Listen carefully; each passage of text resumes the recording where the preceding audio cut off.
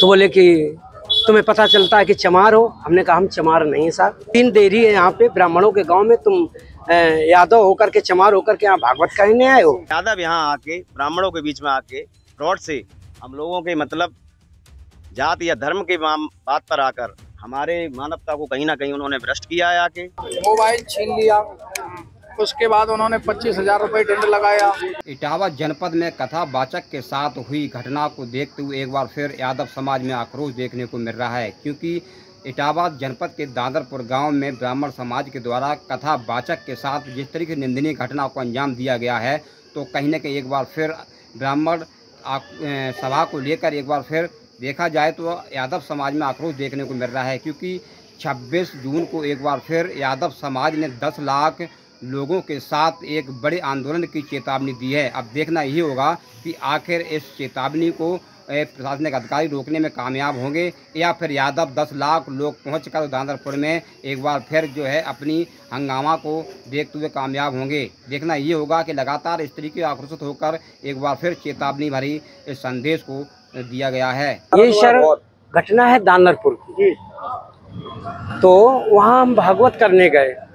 वहाँ से लोग, एक पाठक बाबा और एक साथ में पप्पू महाराज वहाँ के जो मंदिर के हैं, वो लोग आए हमसे भागवत छटाए।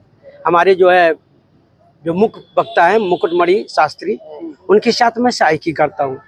मेरा नाम संत सिंह यादव है। तो जब हम वहाँ गए तो चूंकि अछल्ला के पास का गांव है, तो वहाँ लोगों ने ये पूछा कि आप, पहला श्लोक हो गया, भागवत भी शुरू हो गई।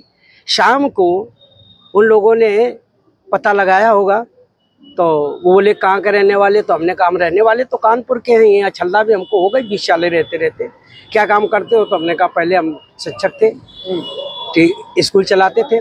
क्योंकि जो मोदी सरकार आई तो उस समय प्राइवेट स्कूलों को बंद करवा दिया गया। इसके बाद फिर हम भागवत में लग गए।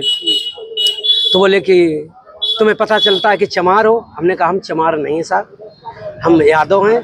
तो बोले कि आरडी दिखाओ, तो हमने कहा आरडी तो हम लाए नहीं, आधार कार्ड। बोले कि तो हमने कहा नंबर ले लो हमारा, हमारे घर से पता लगा लो। तो इन्होंने नंबर लिया, हमारे बेटे से पूछा, तो बेटे का नाम जैसे आरडी में हमने क्लिक किया तो उसका नाम लिख के आ गया, राज यादव। इन्होंने कहा कि साले ये 103 देरी है यहाँ पे ब्राह्मणों के गाँव में, तुम यादव होकर के चमार होकर के यहाँ भागवत कहने आए हो। और इन्होंने बहुत हमें मारकूट करना शुरू कर दिया। रात भर इन्होंने बहुत टॉर्चर किया सर, यहाँ तक कि हमारे बाल काट दे। और जो परीक्षित बना था, परीक्षित की मैडम से इन्होंने मूत्र, बोले भाभी आप अपना मूत्र ले आओ, उसे मूत्र से हमारे ऊपर छिड़का इन्होंने। बोले ये अब पवित्र हो गए, ब्राह्मण के ये मूत्र तुम्हारे ऊपर पड़ गया, अब तुम पवित्र हो गए, अब बताओ।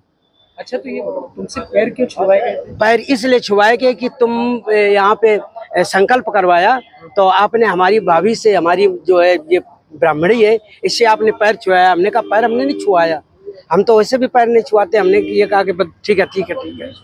तो बोले कि नहीं तुमने वो तो करवाया, संकल्प तो करवाया। तो हमने कहा संकल्प तो करवाना भाई, हमारा जो पाठन क्रिया में है वो हम करेंगे। तो ये बताओ, तुम आचार्य बन के गए थे? जी नहीं, आचार्य बन के, सहायक आचार्य। सहायक आचार्य? जी। कथावाचक कौन था?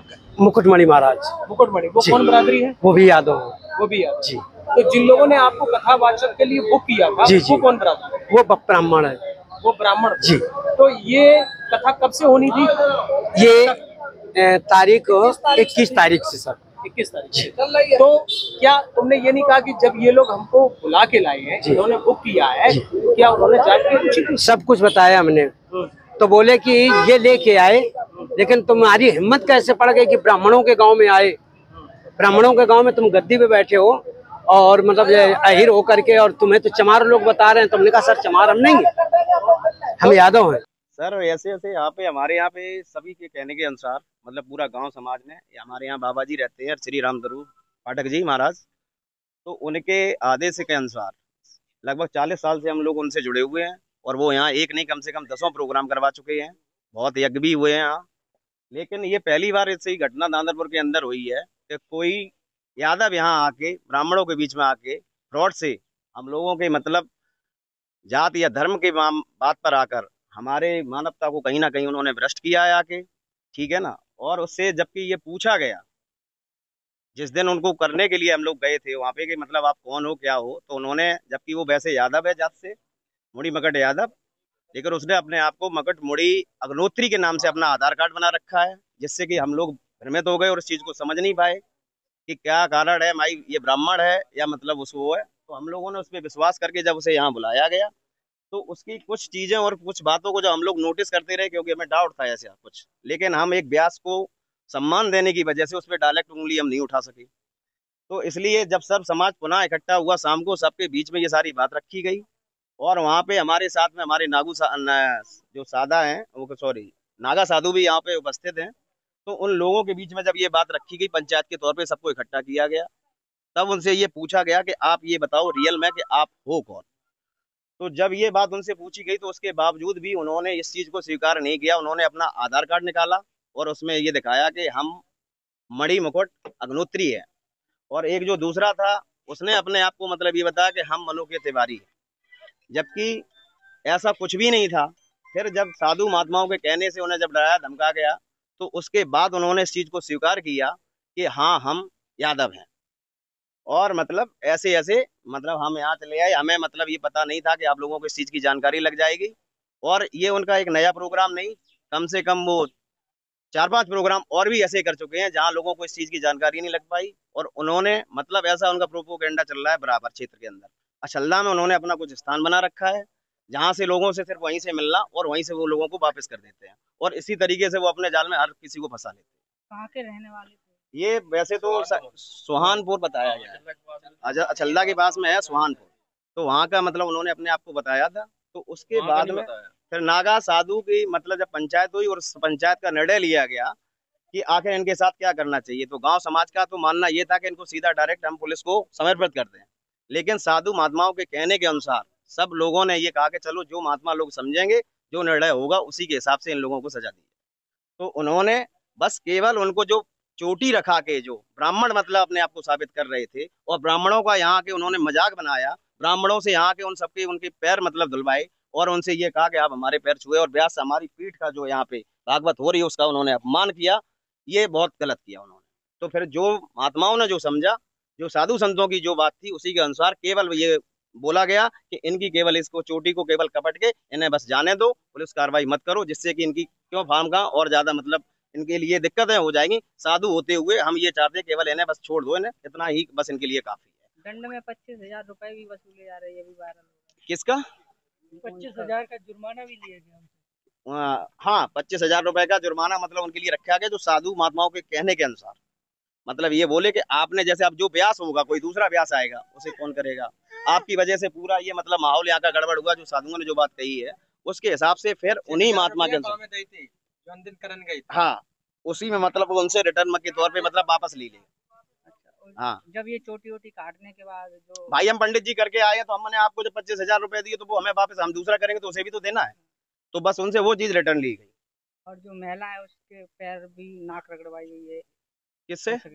नहीं ऐसा इसलिए जब वो वहां थे उसने खुद ये चीज कही है, उसने खुद ये बोला है कि जब वो उनके घर पे गए तो वो भी बेचारे सीधे साधे पर्सन थे, वहां जाके उन लोगों को ये बोलता है कि आप हमारे पहले मतलब पैर मतलब उसमें आप गंगा जल लाओ, हमारे आप पैर धुलो, उसके बाद फिर हम आपके घर में प्रवेश करेंगे। ऐसा करके उन सभी का उन्होंने मजाक बनाया।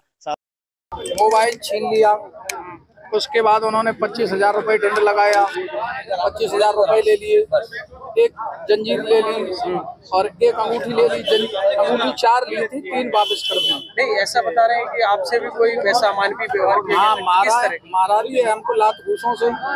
और उसके बाद उन्होंने पैर छुपाए, उसके बाद जब पैसा ले लिए, जंजीर ले ली, उसके बाद उन्होंने जो है चोटी हमारी काटी। पहले हमारे आचार्य जी की काटी, फिर हमारी चोटी काटी और बजरंगबली के जयकारे लगाए, उसके बाद हमको वहाँ से निकाला। वजह क्या थी?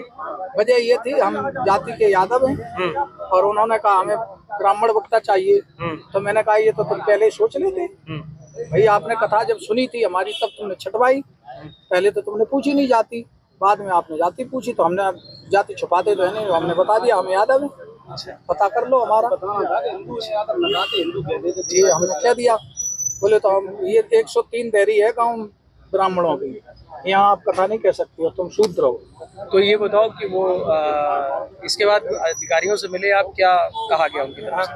कहा गया कि आपको जो है न्याय मिलेगा।